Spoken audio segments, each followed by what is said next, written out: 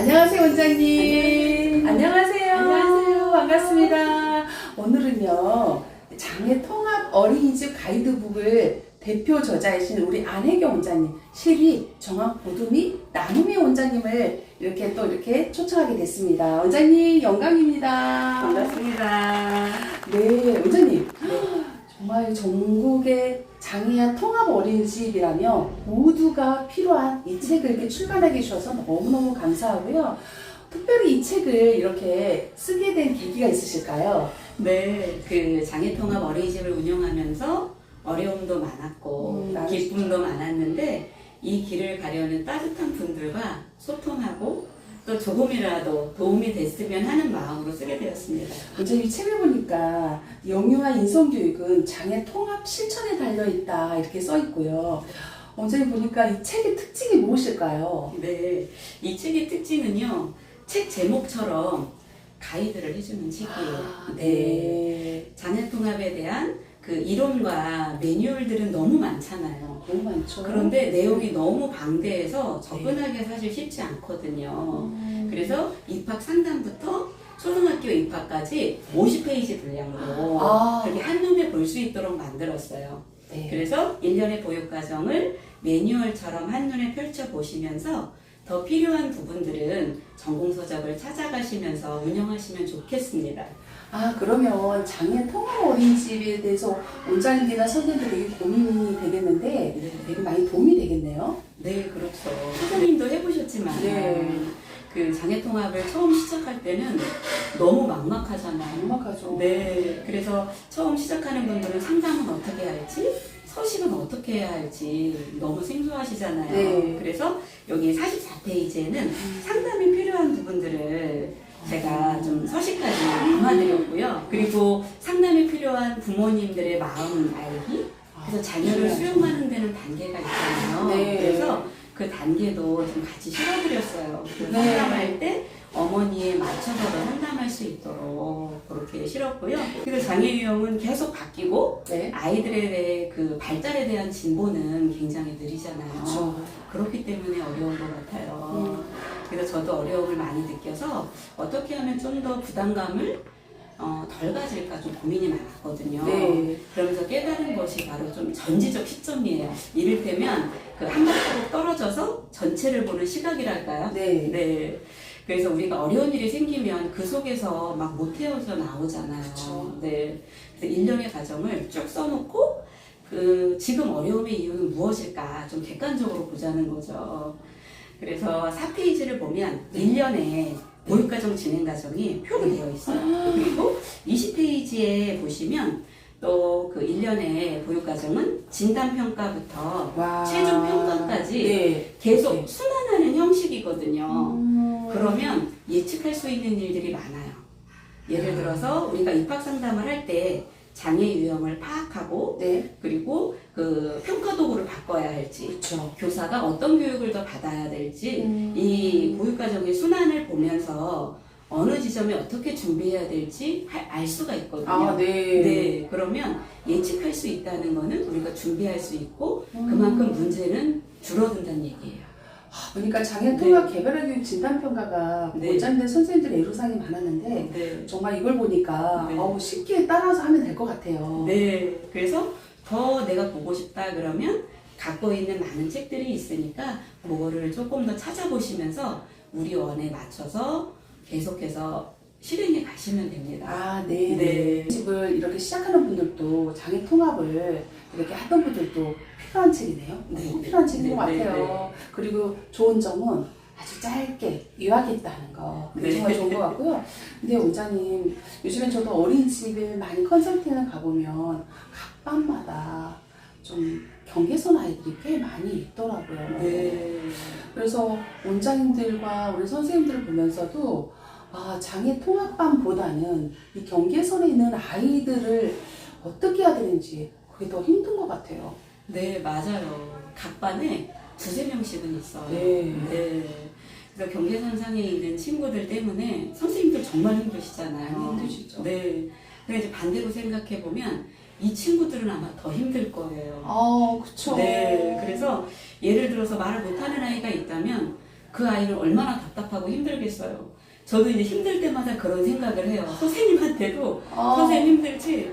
근데 저 아이는 얼마나 더 힘들겠어. 그렇게 이야기하거든요. 네네. 네. 그래서 우리 친구들에게는 지금 시기가 정말 인생의 질을 좌우하는 그런 중요한 시기이기 때문에 친구들을 잘 선별해서 적절한 도움을 주어야 해요. 네. 그래서 그 이야기도 여기 네. 55페이지에 와. 네, 수록해 놓았어요. 그래서 오. 조기 선별하고 요즘은 지역에서 하는 네. 그런 선별 프로그램도 많기 때문에 꼭 찾아보셔서 꼭 적절한 도움을 주시면 좋겠습니다. 그러니까 뭐 조기 발견 법적 근거도 있고 네. 또 선별 검사지, 네. 도구, 그다음에 이제 건강 검진, 영유아 건강 검진 하더라도 이제 기본적인 것들은 네. 우리가 좀 알 수는 있는 것 같아요. 네, 맞습니다. 그래서 책을 쭉 이렇게 한번 봤더니 네. 장애아 통합반 보니까 협의회 일지가 있더라고요. 네, 그렇습니다. 그럼 이 내용은 뭔가요? 네, 26페이지에 수록해 놨거든요. 네. 근데 바로 이제 개별화 교육위원회예요. 그래서 원장님, 통합교사, 네. 보육교사, 네. 그 어린이집에서 네. 그 협의회를 구성해서 네. 정기적으로 모여서 소통을 하는 거예요. 네, 하고 계시는 분도 계실 텐데 그 아이들의 발달과 지원에 대해서 의논하고 네. 또 교사들과 소통하면서 교사들을 지지해주는 그런 중요한 역할을 해요. 그래서 그 대부분의 장애통합반이 한 반씩이잖아요. 또 한 반. 네. 그러다 보니까 교사는 굉장히 외롭고 소외되기 맞아요. 쉬워요. 그래서 교사는 사실 아이들이랑 똑같거든요. 그래서 지지받고 격려받고 싶어 해요. 그러면 힘이 생기고 또 다 같이 의미 있는 또 구성원에 대해서 일할 수 있는 거거든요. 그래서 꼭 협의회를 구성하셔서 정기적인 모임을 통해서 아이들 발달도 그렇고 교직원의 그런 지지를 해주는 그런 기구로 활용하셔라, 그런 의미에서 제가 넣어놨습니다. 아, 정말 교육협의회가 굉장히 중요한 역할을 하고 있겠네요. 네. 교육협의회도 설명해 주셨고, 근데 보니까 소통의 중요성을 말씀해 주셨는데, 장애아 통합교육에서 소통은 더욱 중요한 대목이겠네요. 그렇군요. 네. 처음으로는 이제 한 교실을 사용한다는 물리적인 측면에도 소통이 필요한 부분이지만, 네. 장애통합 그 아동에 대한 이해가 없다면 자칫 저 아이는 내 수업을 방해하는 아이가 그럴 수 되거든요. 있죠. 그러면 관계가 나빠져요. 네. 그래서 정기적인 장애 이해 교육은 물론 보육교사는 통합교사와 원안을 같이 짜야 돼요. 같이 그렇죠. 협의하고 네. 그리고 통합교사는 원안을 기초로 해서 수정주안을 짜는 네. 거잖아요. 네. 그렇기 때문에 이 통합교사는 수정 계획안에 대해서 보육교사랑 수시로 소통을 해야 돼요. 그래서 통합교육의 가장 좋은 방법은 강점 교육하고 또래 교수거든요. 아, 또 네. 그렇죠. 그래서 그 통합아동의 강점을 놀이와 대그룹 활동에 참여시킬 수 있도록 협의가 돼야 돼요. 그렇군요. 그게 바로 의미 있는 반의 구성원으로서 이 아이들이 지낼 수 있는 가장 좋은 방법이고요. 또 장애 이해 교육의 기본이라고도 할 수 있어요. 네, 네. 소통 중요합니다. 원장님 여기가 네. 경기도 시흥시잖아요. 네. 그래서 시흥시 정암 보도민 나눔이 어린이집이고 네. 보니까 이 책을 이렇게 좀 보니까 시흥시 장애통합 학습 공동체가 또 따로 네. 있으신 것 같아요. 네, 네. 그에 대해서 한번 들려주세요. 궁금해요. 네. 아까 좀 전에 이제 말씀드린 것처럼 통합반이 대부분 한 반씩이어서 네. 그 통합아동 교육이라든지 교사 교육이라든지 부모 지원 이거를 함께 하려고 시작을 했어요. 네, 그래서 그게 바로 마음은 나누고 기쁨은 더하고라는 학습 공동체인데요. 네, 그 뜻이 힘든 마음은 우리가 나누면 반으로 줄잖아요. 그렇죠. 그리고 느리지만 성장하는 기쁨은 우리가 같이 공유하면서 같이 우리가 지지해주는 그런 이제 그런 학습 공동체인데요. 네. 2017년도부터 시작됐고 그때부터 그때부터 연성대 이화특수재활과 김수진 교수님께서 김수진 지금까지 교수님. 자문을 해주고 계세요. 김수진 교수님 너무 감사합니다. 저도요, 교수님. 이번에 추천서도 써주셨어요. 여기 추천서 써주셨더라고요. 근데 너무 진심을 담으신 내용을 제가 보면서 정말 눈물이 나는 거예요. 눈물 나요. 그래서 여기 학습 공동체 활동을 이제 2017년도부터 22년까지 연도별로 정리를 했거든요. 네. 그래서 이제 정리를 하다 보니까 네. 그 해에 고민했던 것들이 그대로 나타나 있는 거예요. 그래서 이제 2017년도에는 학습 공동체가 태어났고, 그리고 2018년도에는 장애 영유아들만 좀 공간을 더 마련해서 거기서 마음껏 제약 없이 활동할 수 있도록 우리가 노력을 했고, 네. 2019년도에는 그 마음그린 언어심리센터와 협약을 해가지고 그 집단 놀이치료를 시작했어요. 아. 네, 부모님들도 참여하고. 그리고 2020년도에는 코로나가 발생했잖아요. 그래서 온라인의 만남이 시작됐죠, 저희도. 그리고 그렇죠. 2021년도에는 전문성을 향해서 우리가 노력하는 해였고요.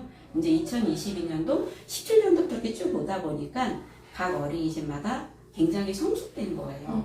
그래서 각자의 자율학습 공동체가 또 생기고 교사 간의 그런 진정한 그런 학습 공동체가 이렇게 붐이 일어나기 시작했어요. 그래서 그 내용들을 사진과 함께 연관계도 담아 놓았거든요. 그래서 한번 보시고 혹시 내가 혼자 하기 힘들어 그러면 네. 아 우리가 어떻게 이렇게 학습 공동체로 활동을 했는지 참고하셔서 근처 원이랑 하시면 너무 좋을 것 같아요.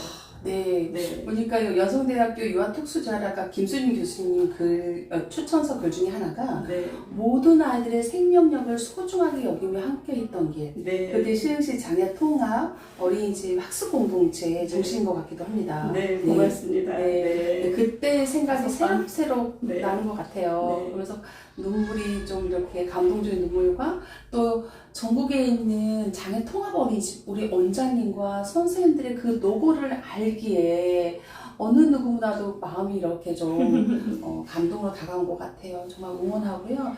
마지막으로 이 방송을 보는 분들한테 또 하고 싶은 말씀 있으실까요? 네. 부족하지만 이렇게 책을 출판할 수 있도록 기회를 주신 소장님께 너무 감사드리고요. 그리고 출판한 거는 제가 잘 안다는 게 아니라 필요한 것이 무엇인지 알게 된 거예요. 아, 네. 그래서 우리 인생의 가장 중요한 우리 원장님, 선생님들 장애통합 교육은 누군가는 해야 되는데 순간이에요. 네. 그리고 꼭 해야 되는 가치 있는 맞아요. 길에 우리 끝까지 함께 가요. 전국에 계시는 장애 통합 어린이집 원장님, 선생님 우리 함께 가요.